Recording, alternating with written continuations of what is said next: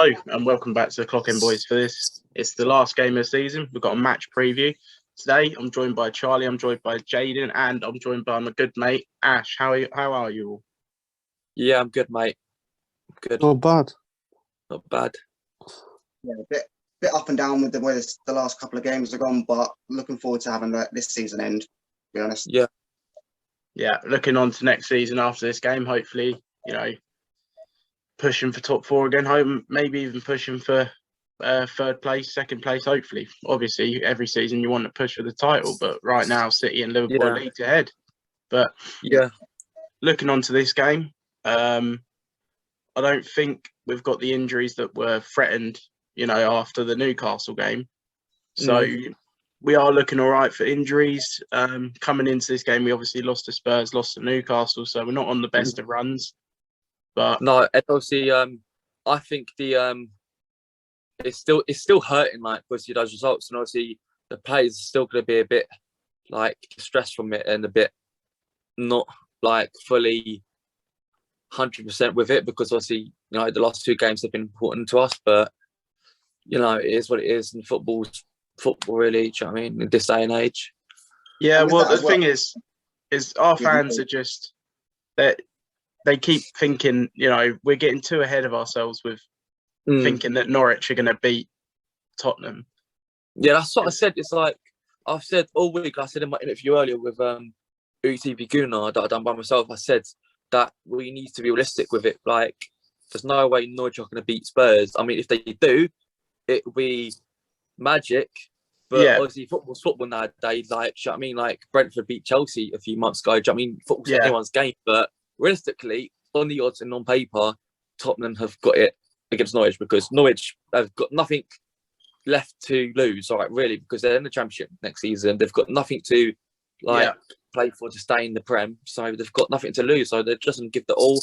If they get fucking smacked by Tottenham, then they're not going to give two rabbits, are they? Really? Yeah. Well, what do you think, Ash, mate? What's your views on it? Well, I say me and Kai, we've obviously known each other a long time, and we've worked together, so we know the way we think and that. He knows I'm a realist. I understand the reality of situations, and after the Tottenham game, the reality set in that Tottenham top four's done. There is no way into it. That it's just that's it. It's over.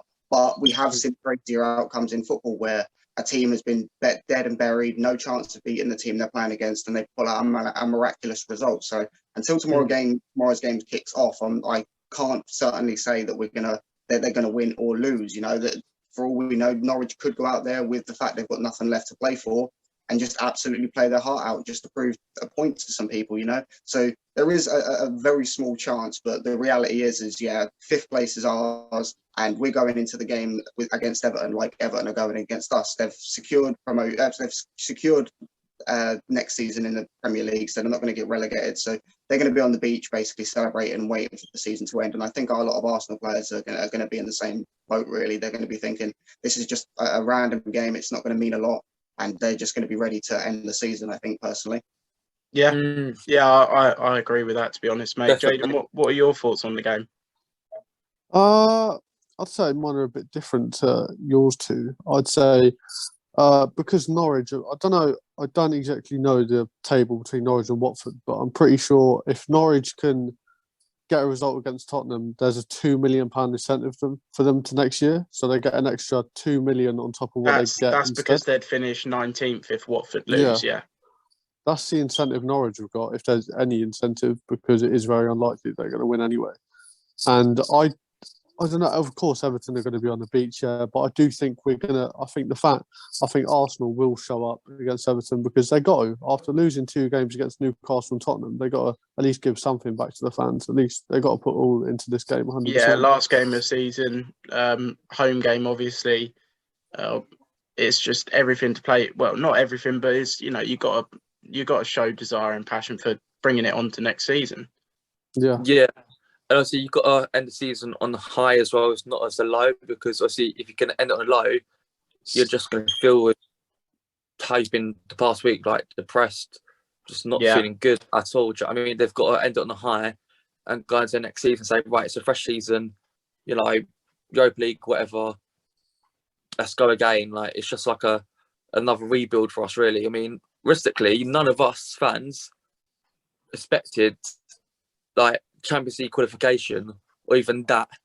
When it came to no, we were predicted to come 8th, 9th. Even some people predicted us to come, bottom 10. Exactly. So the only time it came hope and we wanted it is when Arsenal gave us hope for Champions League qualification, because we all know where we want our club to go, and it's in that direction. And we're not pinning it down to this Tottenham and Newcastle game. It's those 3 games where we had those 3 games in hand over Tottenham, 1 point ahead.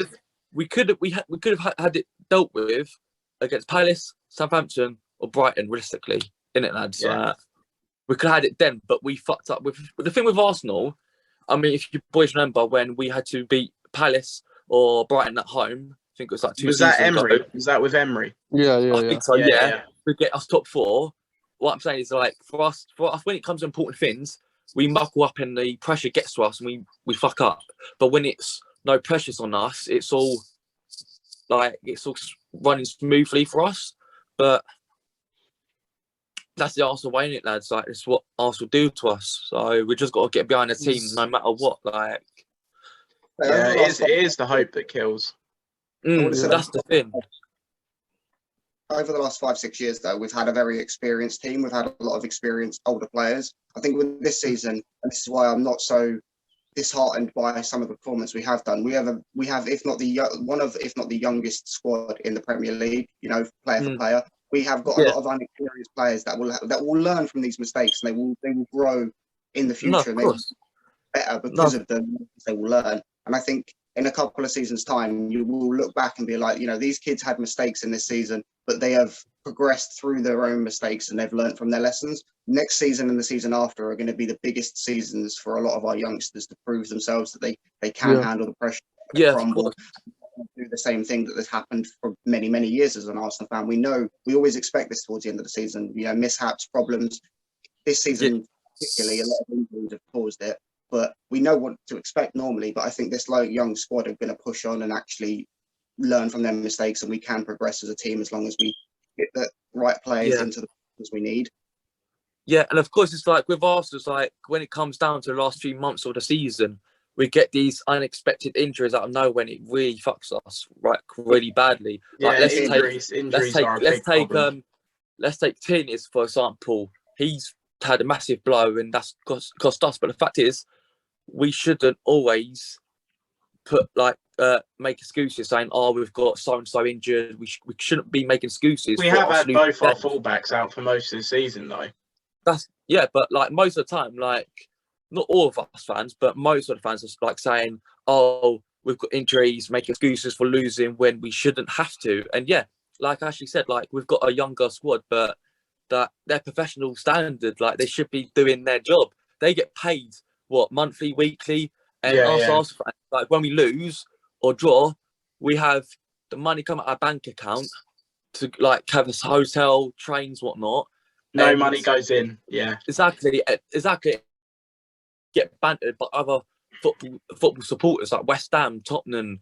I mean, massively from Tottenham as well for putting in the top 4. But the fact is, it's like, yes, we have a young squad, but they're young and they learn from making their own mistakes, and like they look up to like the likes of Lacazette, because obviously they're role models, like the olders, like role models for the younger generation, like Saka and Smith Rowe and all the rest. But we just got to give it our role, and we just got to get behind the team. We can't be like, this. We've got to get behind them, support them through thick and thin, because as supporters, that's what the players and Mikel wants us to do, is get behind the team. Like last season and the season before that, there was no relationship during the fans and the players and the staff.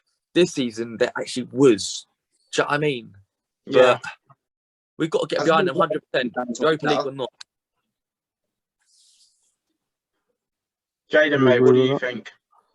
I agree with what Chaz said about the whole, they're getting paid. Obviously, they are getting paid for, doing that, and they are bottling it. But let's look at it like there's teams like Tottenham who've got players like Harry Kane, Heung-min Son, who are they rely on their experienced players and also having to bring in the world-class manager. So And that's something that we haven't got in the squad. We got what, El Nene and maybe Lacazette who starts. Well, That's about it. El Nene's the best Egyptian in the league, mate. Don't know what you're on about. No, I don't mean that. I just mean like for experienced players, there's only 2 in the squad who actually play. Well, Yeah. we need. You think we of it need like to this, get mate. We've only got two players in that squad who's played Champions League football. Exactly. For Arsenal, that is. For Exactly. Arsenal. Yeah. And I can see this team, in the next, 2-3 years, they're still only developing. Like in the next 2-3 years, they can be massive. The next And 2-3 years, mate, they're still only going to be mid-20s. And not being funny, it's like we never expected, like I said before, like when it came to Brentford, the first game of the season, us fans did not expect Champions League qualification or even top 4, let alone that. Like we only thought about that when Arsenal gave us hope and where we're actually a few points clear of like other teams and the point below from Chelsea. But it just hurts when the hope is there and it just gets shut off like that. Do you know what I mean? What feels even worse is that I think we've bottled third now as well. Because looking at Chelsea's results, but we that's would the be thing, third. Yeah, of course. But like top 4 was the main objective. Like we didn't have any European stage to be playing football in. No FA Cup, no other competitions for us to be in. Like our main focus should have been top 4, and we've gone and blown it. But we're not the first team to go down this rebuild path and have mistakes along the way. Like Liverpool, when they first got Klopp, they finished outside the top 6 2 seasons in a row and then finished inside the top 6 the third season. They rebuilt from the ground up all the way through. And with Arteta, and this, I was going to ask you boys on your opinion of Arteta, should we keep him or get rid of him? I honestly think he is a manager for us going forward for at least a couple more years, because he is trying to do something that a lot of clubs can't attempt or even think about doing, and that's rebuilding from the ground up with a sustainable system and a sustainable structure. And like you say, last season and the season before, there was no connection between the players and the fan base. Whereas this season there is, because in my opinion, that falls down to a lot of an Arteta and, drilling these players, like you're playing for these people, you're playing for your fans. These are who pay your wages effectively. Without the fan base, there is no club, there is no team. And that goes There's for nothing. No, exactly. But football without fans is nothing really. And obviously, 100%. And like obviously, we've got to give Mikel the huge respect he deserves, because, not being funny, he's come in to Arsenal as a manager, coach, whatever, from no manager experience, from taking us 20th, the bottom 3 of the Premier League, to top 5 in one season. You've got to give the geezer some praise on that one. Let's not forget, in his first 6 months as Arsenal manager, he won us the FA Cup, which is more than Tottenham have done since 2008. Actually, even then, that was the EFL worthless cup. So even before then, so he's done more. Yeah, and with that, it's like he's come in, like before Mikel even came in, we didn't even know our first starting 11. No, especially with the back 5. When I say back 5, I mean like Ramsdale included. Never predict it. You could never predict it. No, like when he came in, he was like, right, Tierney, Tomiyasu, Gabriel, Benjamin White, Ramsdale. Do you know what I mean? He knew a back 5 consistently, and he kept with it. He wasn't like, 1 week this, another week that. He wasn't changing it all the time. He was making probably 1 or 2 changes every single game, which needed to be done. And he's a personal opinion, and that's a good thing, because before we didn't even know our back 5. Like every single week we were changing back 4. Do you know what I mean? We're changing the team around, so many changes. But he's coming, like he's gone right, this, and he's brought in players that no one has given respect. Ramsdale, as soon as he came into the club, every fan was like, "Why did we get him? This." Benjamin White, 50 million. Do you know what I mean? Odegaard over Maddison. But then they've shown us why they're here. Like, and it's a good thing. Like, it's a good bit of business. Like, the money we spent on them, it's quite decent. And Mikel can take us forward where we want to go. But the fan base have to back him and support him. But we know most of our fan base right now is not fully committed to Arteta. We got some toxic. Arteta out, and it's toxic because we got some Arteta out and some Arteta in, and some that are backing him 100%, like myself and us lads. Like, we back him fully, and he's not given us fans not a reason not to back him. He's given us the right reasons to support him and the team. Yeah. What do you think, Jaden, mate? Well, obviously, what are your opinions on Arteta? And obviously, because I don't know, I've always been quite critical of Arteta. I've backed him when I backed him, but at the start of the season, a lot of fans, I was Arteta out. I was. I'm not going to lie about that.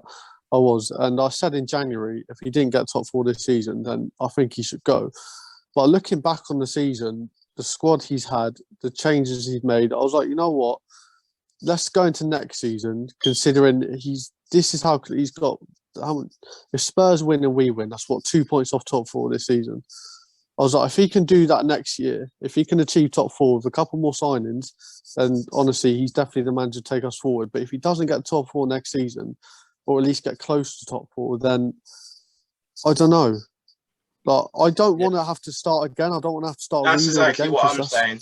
If we do that, we're gonna become the new Man United, and we're gonna just sack. I don't want to have to do that again. Of course. And with another thing, lads, it's like, if you remember, like, there's over the past 6 years, shall we say, we've had like Wenger, then we had Emery, then we have Mikel. It's like we can't keep on sacking managers every time something goes badly wrong. If it's not the manager or the staff, it's got to be the outfield players, because let's be real, the manager and staff has to do 50% of the work. The players have to go out there and perform what they've been training to do and what the coach has been telling them to do to get us the win and to get us where we want. Like, it's all a team effort. 50% from the manager, 50% from the players, and that's how it is. And I've said this to Kai after several games this season. I don't blame the manager. If you're going to drill a team for 5-6 days in a week to go out and do a job, and then those players don't go and do the job that they've been set out to do, then you can't blame the manager, because that manager is drilled to do a specific thing throughout the week.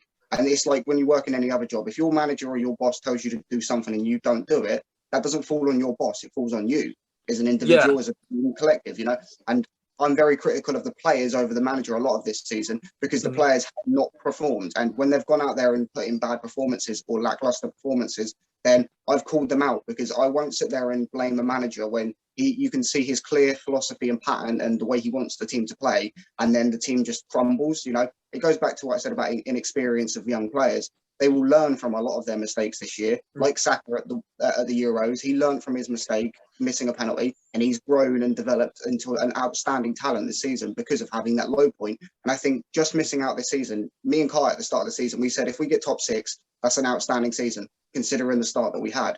And the fact that we're 2 points off top 4, that is a dramatic improvement to 2 8th place finishes and basically being dead by the rest of the teams. So if I don't see any improvement in the next 2 years, and he doesn't get the financial backing in the next 2 years, then we're going to have to look at other avenues of a more experienced manager. But if he financially is back in this summer, I can see Arteta doing wonders with this team, because he has the great philosophy and understanding.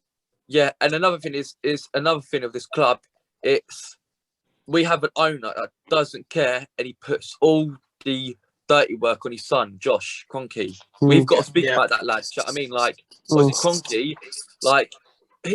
I heard that, when the Super League was going on before, during the season or before the season, if you remember, lads, Kroenke said, "Oh, I put Arsenal into this because I want to sell the club." I was like, well, if you want to sell the club, why don't you just sell it to fucking that Spotify owner? Daniel Ek, when he actually wanted the club, and then he declined off. I was like, we had an Arsenal fan of a Spotify owner coming saying, "I'm an Arsenal fan since the age of 7. And wanting to put in Omri, Vieira, and exactly. He was willing to give everything to this club to go where we want to go. But with Kroenke, he just doesn't care. He puts all the dirty. I will back him for the transfer window he had in the summer, where he did put in 150 million. We have found out, obviously, that was his own money. That's not anything to do with players sold or, merchandise sales, club sales, and ticket sales.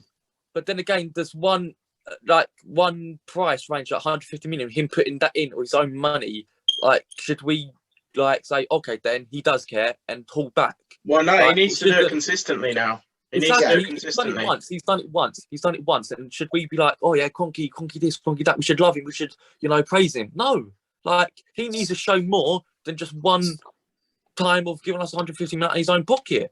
I mean, how many times have us fans given money to the club out of our own back pocket? Season tickets, memberships, buying their kit. I mean, even today when I went to the Emirates, £91 for the actual kit, or 120. Really? Oh, yes, £91 for the standard kit plus someone on the back. Yeah, like this one, like this one. Like if you want it standard, it's like 70 quid, but it's like the prices have gone up.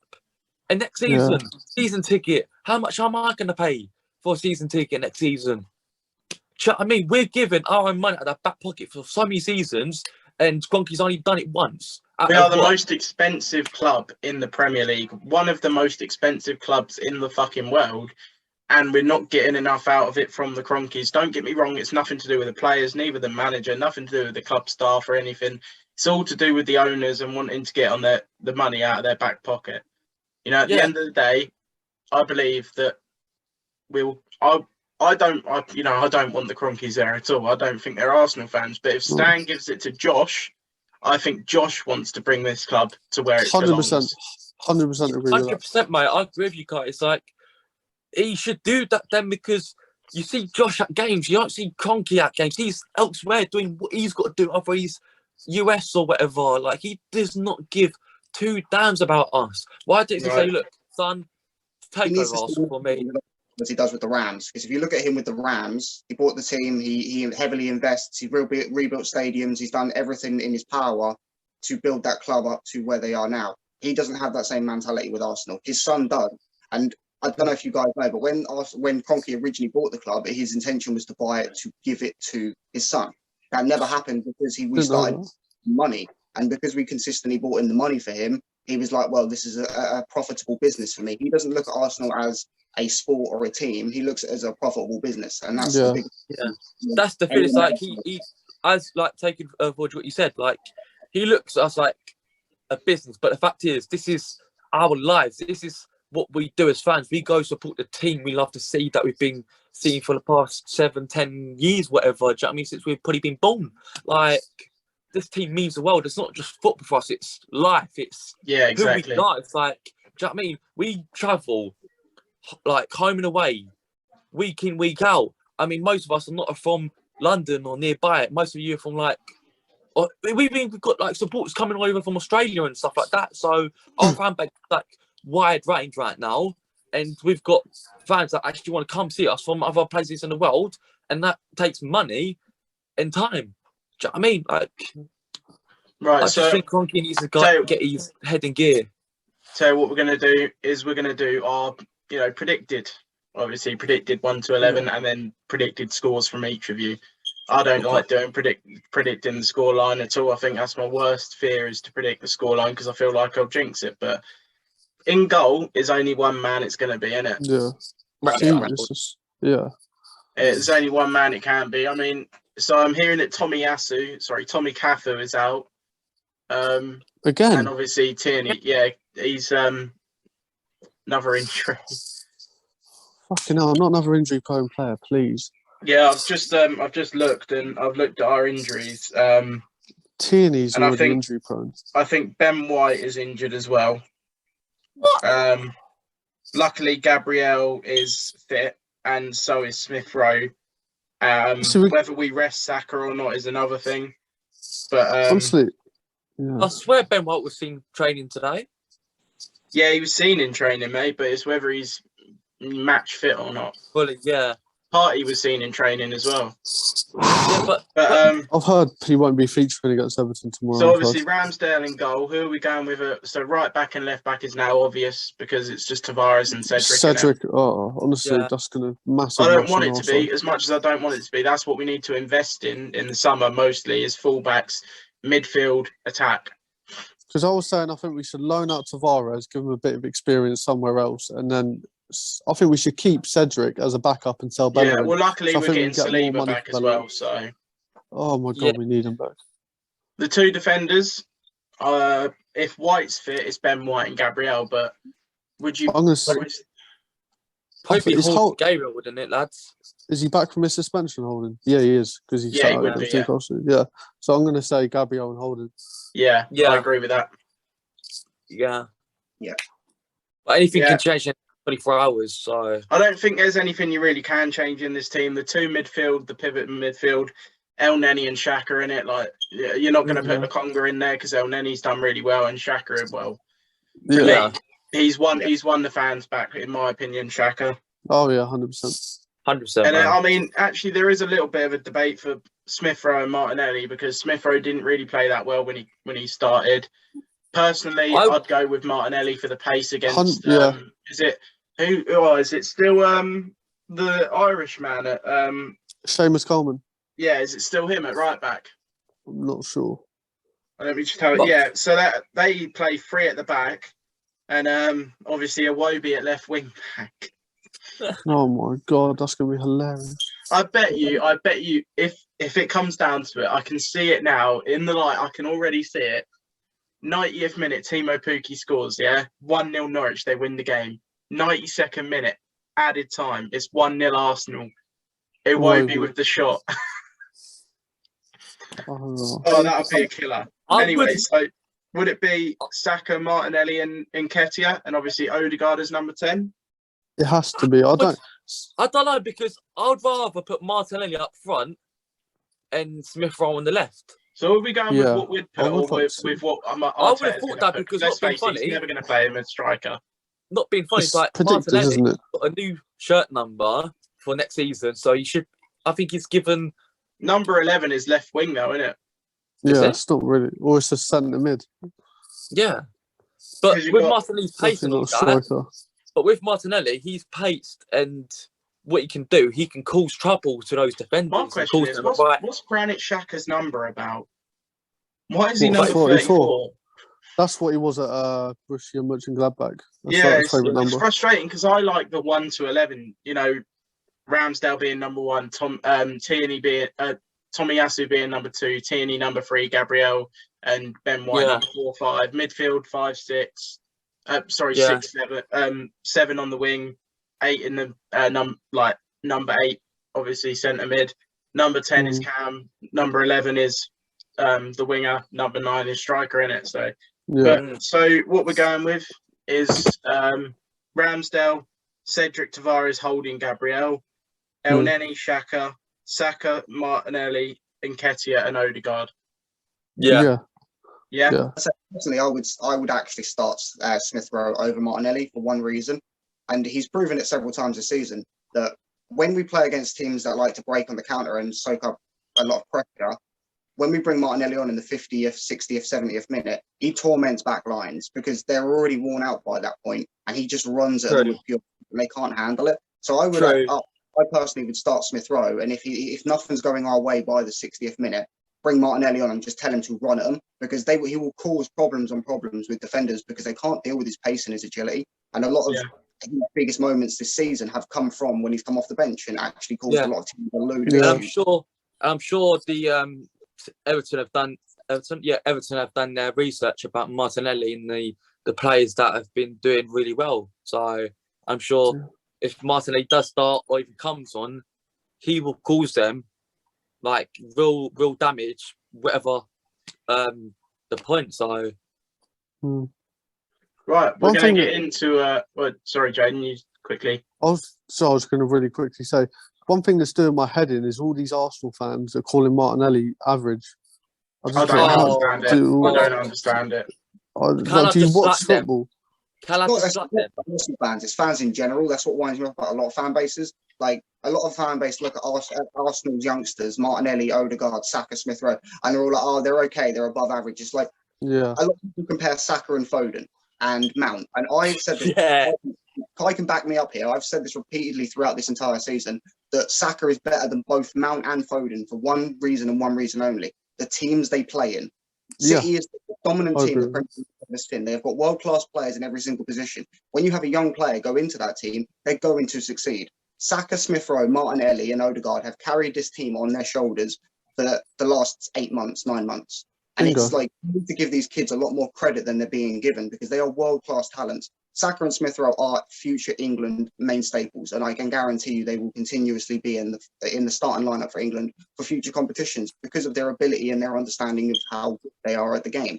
So for me, a lot of people undermine a lot of our youngsters. Oh, they're not good enough. They're okay. It's like, have you seen the team they're playing in? Have you seen the progression they've gone through this season? The players they've had to play before with, and now who they play with. You know, they've done a lot more than what anyone will give them credit for. And a lot of fans turn around and use Saka as an example that, oh, he missed the penalty at the World Cup, at the Euros. Yes, so what? I know a lot of England players that have missed penalties throughout their career in major moments, and now look at some of the players. Right. So just quickly, lads, we're running out of time here. We're just gonna get your predictions for the match. Starting with Jaden, mate. What do you think?